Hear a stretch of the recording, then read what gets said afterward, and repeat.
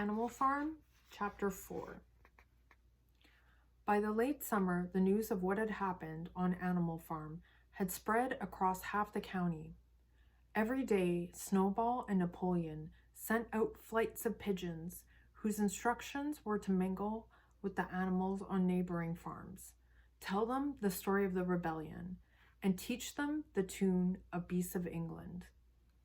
Most of this time, Mr. Jones had spent sitting in the tap room of the Red Lion at Willingdon, complaining to anyone who would listen of the monstrous injustice he had suffered in being turned out of his property by a pack of good-for-nothing animals. The other farms sympathized in principle, but they did not at first give him much help. At heart, each of them was secretly wondering whether he could not somehow turn Jones's misfortune to his own advantage. It was lucky that the owners of the two farms which adjoined Animal Farm were on permanently bad terms. One of them was named Foxwood, was a large, neglected, old-fashioned farm, much overgrown by woodland, with all its pastures worn out and its hedges in a disgraceful condition. Its owner, Mr. Pilkington, was an easy-going, gentleman farmer who spent most of his time in fishing or hunting, according to the season. The other farm, which was called Pinchfield, was smaller and better kept. Its owner was a Mr. Frederick, a tough, shrewd man, perpetually involved in lawsuits, and with a name for driving hard bargains. These two disliked each other so much that it was difficult for them to come to any agreement, even in defense of their own interests. Nevertheless, they were both thoroughly frightened by the rebellion on Animal Farm and very anxious to prevent their own animals from learning too much about it. At first they pretended to laugh, to scorn the idea of animals managing a farm for themselves. The whole thing would be over in a fortnight, they said. They put it about that the animals on the Manor Farm, they insisted on calling it the Manor Farm, they would not tolerate the name Animal Farm, were perpetually fighting amongst themselves and were also rabidly starving to death. When time passed and the animals had evidently not starved to death, Frederick and Pilkington changed their tune and began to talk of the terrible wickedness that now flourished on Animal Farm. It was given out that the animals were practiced cannibalism, tortured one another with red-hot horseshoes, and had their females in common. This was what came of rebelling against the laws of nature, Frederick and Pilkington said. However, these stories were never fully believed. Rumors of a wonderful farm where the human beings had been turned out and the animals managed their own affairs continued to circulate in vague and disordered forms, and throughout that year, a wave of rebelliousness ran through the countryside. Bulls, which had always been tractable, suddenly turned savage. Sheep broke down hedges and devoured the clover. Cows kicked the pail over. Hunters refused their fences and shot their riders onto the other side. Above all, the tune and even the words of Beasts of England were known everywhere. It had spread with astonishing speed. The human beings could not contain their rage when they heard the song, though they pretended to think it merely ridiculous. They could not understand, they said, how even animals could bring themselves to sing such contemptible rubbish. Any animal caught singing it was given a flogging on the spot, and yet the song was irrepressible. The blackbirds whistled it in the hedges. The pigeons cooed it in the elms. It got into the din of the smithies and the tune of the church bells. And when the human beings listened to it, they secretly trembled, hearing in it a prophecy of their own doom.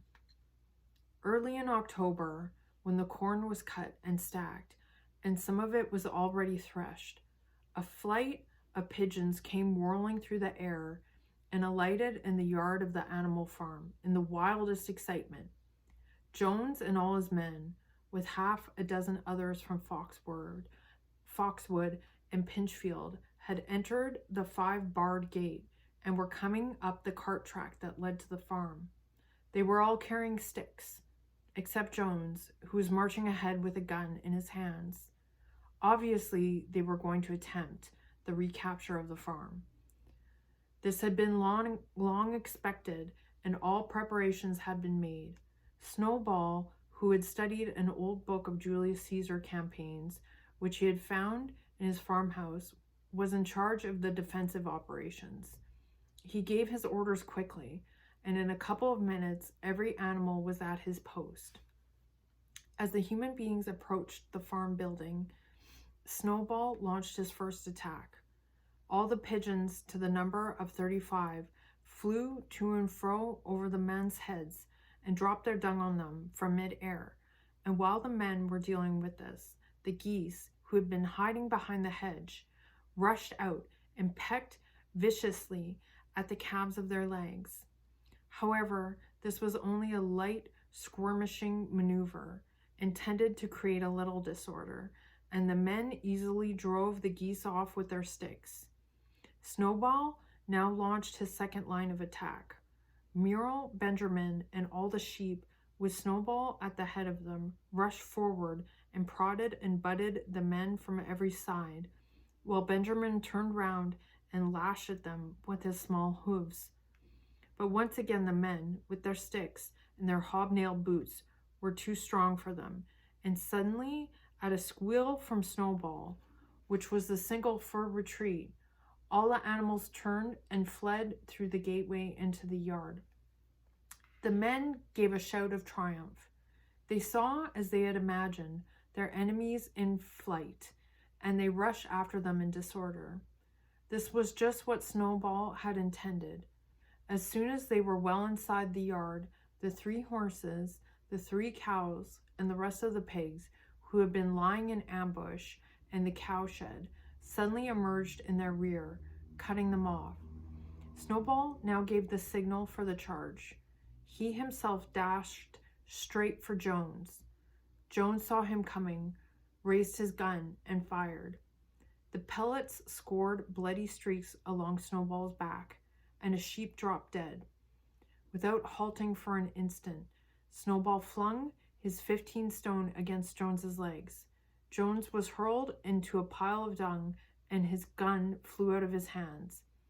But the most terrifying spectacle of all was Boxer, rearing up on his hind legs and striking out with his great iron-shod hooves like a stallion. His very first blow took a stable lad from Foxwood on the skull and stretched him lifeless in the mud. At the sight, several men dropped their sticks and tried to run. Panic overtook them, and the next moment, all the animals together were chasing them round and round the yard. They were gored, kicked, bitten, trampled on.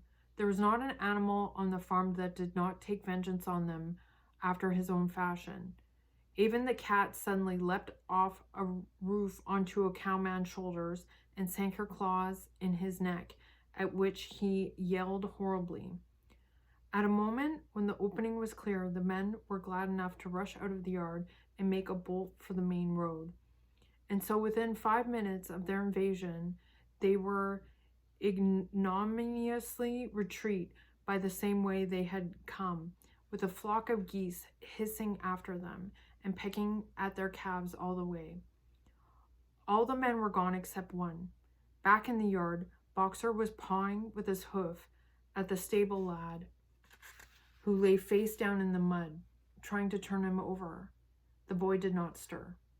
"He is dead," said Boxer sorrowfully. "I had no intention of doing that. I forgot that I was wearing iron shoes. Who would believe that I did not do this on purpose?" "No sentimentality, comrade," cried Snowball. From those wounds, the blood was still dripping. "War is war. The only good human is a dead one. I have no wish to take life, not even human life," repeated Boxer, and his eyes were full of tears. "Where is Molly?" exclaimed somebody. Molly, in fact, was missing. For a moment there was a great alarm. It was feared that the men might have harmed her in some way, or even carried her off with them. In the end, however, she was found hiding in the stall, with her head buried among the hay in the manger. She had taken to flight as soon as the gun went off, and when the others came back from looking for her, it was to find that the stable lad, who in fact was only stunned, had suddenly recovered and made off.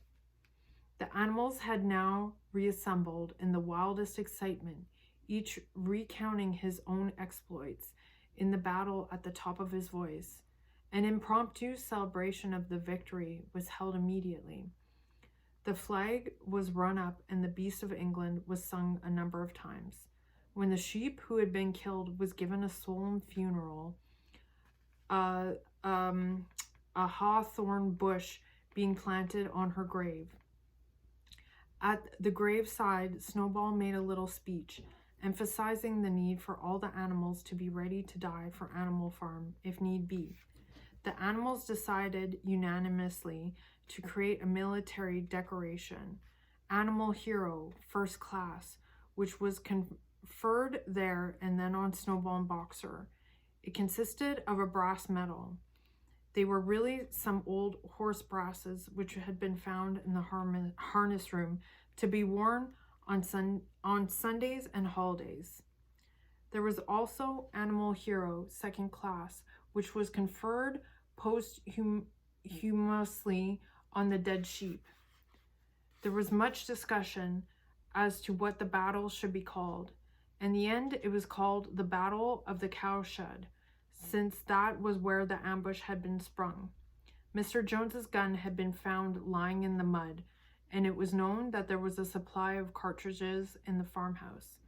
It was decided to set the gun up at the foot of the flagstaff, like a piece of artillery, and to fire it twice a year, once on October the 12th, the anniversary of the Battle of the Cowshed, and once on Midsummer Day, the anniversary of the rebellion.